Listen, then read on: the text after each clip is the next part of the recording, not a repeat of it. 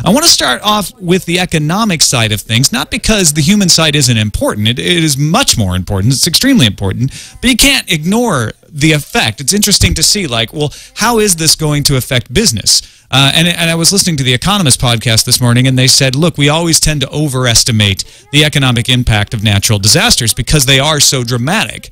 It turns out usually they don't have nearly the effects that you think they're going to have.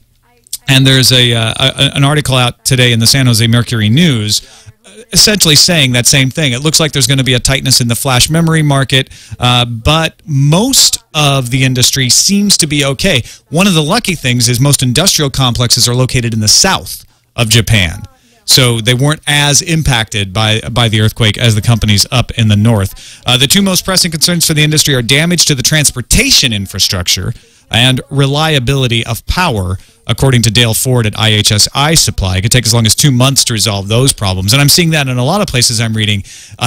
It's not so much that the factories can't work, or the factories are having a hard time getting back, but keeping them running and having the efficiencies of a constantly running factory is an issue because of the brownouts and the power issues. And also transportation. It's like you can make all the flash memory you want, but if you can't get it on a train and get it to a boat, and then get it shipped or get it to an airplane, it's going to be hard to sell it. Yeah, and at first it feels a little bit morbid. Obviously, people are dealing with a massive, massive crisis on the other side of the world. But here in America, and I know we have listeners and viewers all over the world, it feels a little bit weird to be like, yeah, but well, my gizmos continue to be on time. But it is important to take a moment and take a long view and recognize what's going to happen to the distribution logistics of the way not only our electronics, but all of the imports that we get from Japan, right, and all the affected areas. Yeah, it's definitely not the most important story coming out of Japan, but that doesn't mean that it should be ignored entirely.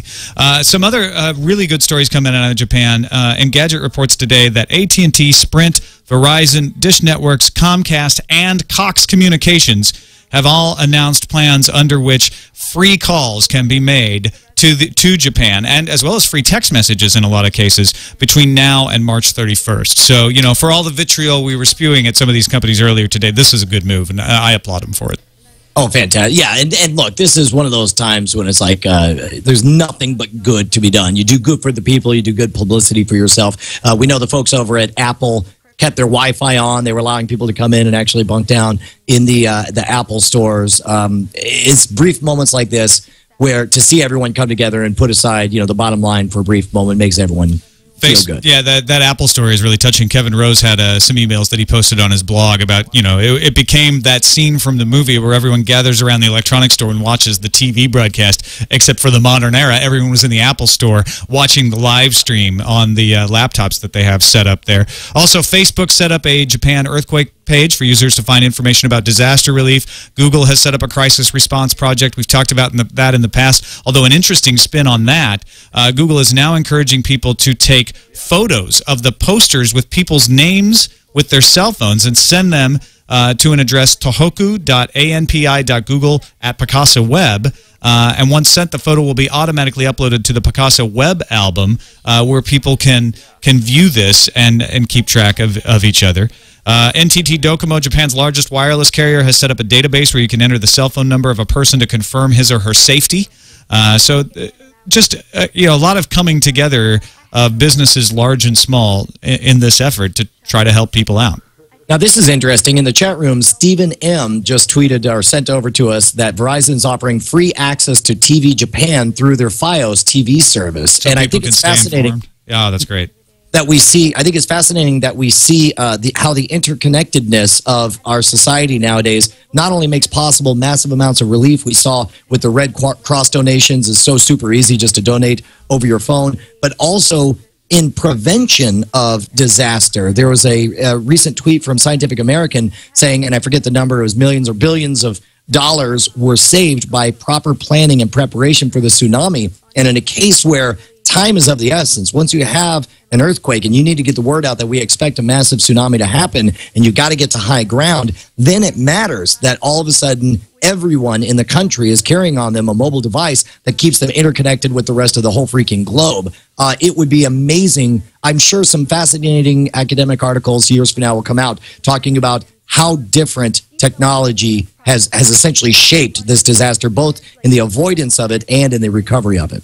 And it's funny how copyright issues go away when real important issues come along. For instance, TSS Aloic in the chat room points out NHK World is live streaming on Ustream right now. That'd be something they'd be sending a takedown notice for in the past. But we find out what's really important in these situations and do what's necessary.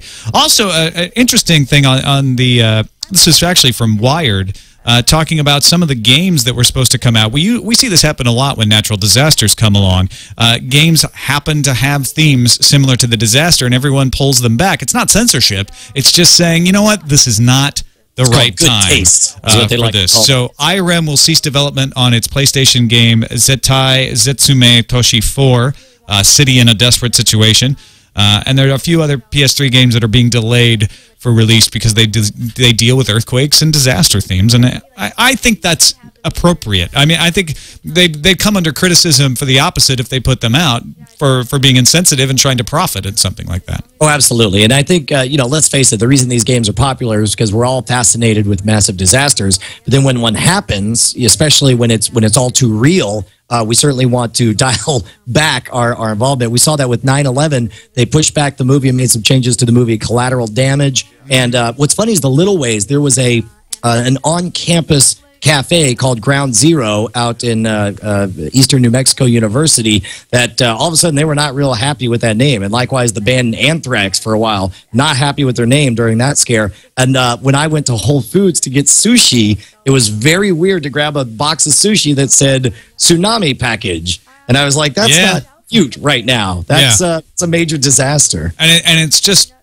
coincidence. It's just these things aren't planned that way, but then they strike us that way. Finally, before we get to some of the user feedback from listeners, there's a lot of discussion on the internet today about radiation risks, about what's happening at the nuclear reactors in Japan, and I want to point to Maggie Kurth-Baker's post at Boing Boing.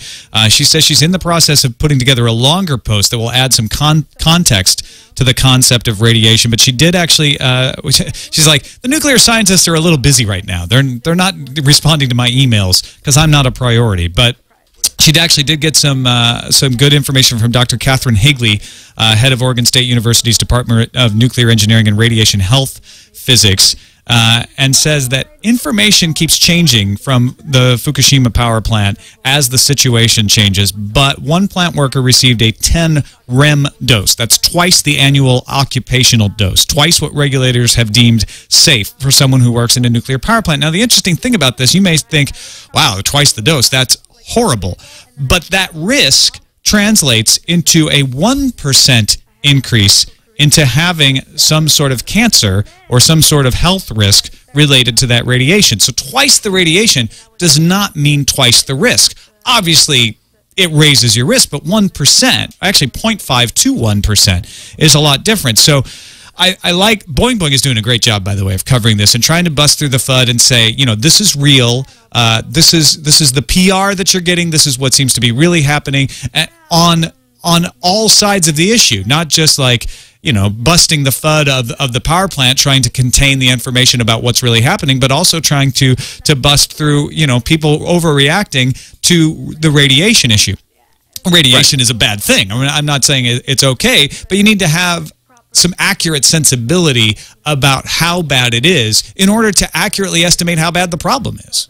Well, let me tell you, if you want to immediately cut past anyone's logic circuits and immediately make them scared, just mention nuclear radiation because it's so counterintuitive. It's this thing you can't see, touch, smell, or perceive in any way that can kill you. Nuclear fallout, of course, is a real problem. But one of the things that, and this is in no way meant to downplay the danger of the situation, but as people start throwing around the word Chernobyl, people really start to get worried. I want to point people to, there's a fantastic speech by Michael Crichton that you can find on YouTube. I believe it's called Fear and Complexity. And he talks about how he wanted to create a global disaster. So he looked up some research on Chernobyl. The initial estimates at the time were that 2,000 people died at the accident and that upwards of 400,000 people died through later complications because of exposure to radiation and cancers and that kind of thing. As he dug into the numbers, the actual numbers turned out that around 50 people died during the actual disaster, most of whom, about 30 of them, were fighting the fire live on the scene, and that's where they died. And that long-term cancers and infertility rates were such that basically only 4,000 to the day. Now, of course, the speech was written a while ago, and of course, there's some fact-checking to be done on that. But that is a massive difference from a perceived disaster to the actual number. And the one thing he points out that blew my mind was that the World Health Organization did a study on what the biggest impact of Chernobyl was, and they concluded that the number one negative impact of Chernobyl was not the radiation exposure, it was the perception of being told that you're going to die young, that you're going to be infertile, you can't have children, and that you've got nothing to live for. That's what caused the suicides and the early death rates and the unemployment and the malnutrition. And in this case, it wasn't that they were given bad radiation, they were given bad information. And as we do our next flirtation with this, it'll be interesting to see how our hyper-connected society tells the story of this potential nuclear disaster. And it's actually the same issue we run in and talking about politics. You run in and talking about radiation, where if you start to say, look, it's not as bad as they're saying, all of a sudden people say, so you're saying radiation is fine. So you're saying there's no risk. And that's not true. That is not what we're saying at all. Not at all. But there is, trying to find out what is the actual risk. There is a risk, but it's not helpful to say, like, it's radiation and therefore everyone's going to die. Because that doesn't help understand it either. Helpful, it's actively harmful. Scientists are very familiar with something they call the nocebo effect. It's a negative placebo. They call it the death bone, the death rattle, where somebody points to you, they give you the evil eye, they say you're going to die, and people, sure enough, die. And so it's important that for the maximum health of society, that we be smart, that we avoid the radiation, that we handle the problem correctly, but that we not get wrapped up in this disaster explosion where we think that everything's over and it's the end of the days. And what you need to do is you need to actually find good sources of information. Leo and I are talking about hopefully doing a triangulation with some nuclear scientists who can actually tell us, what is happening, what are the dangers, what are the risks, what do people actually need to be worried about. In the meantime, once you start to educate yourself on what, the damages, what the real damages of radiation, what the levels are to be worried about, there are a lot of great resources online right now for finding out what the radiation is, not only in Japan, but elsewhere in the world. A live Geiger counter is at alttokyo.com, updates a graph with data every 60 seconds. There's also a Ustream channel broadcasting the digital display of another Tokyo Geiger counter. That's been crashing. It's getting so many viewer emails. RadiationNetwork.com is a crowdsourced radiation monitoring network of roughly a dozen or so unofficial monitoring sites around the United States. So you got to take that into account. It's very low number, very unofficial.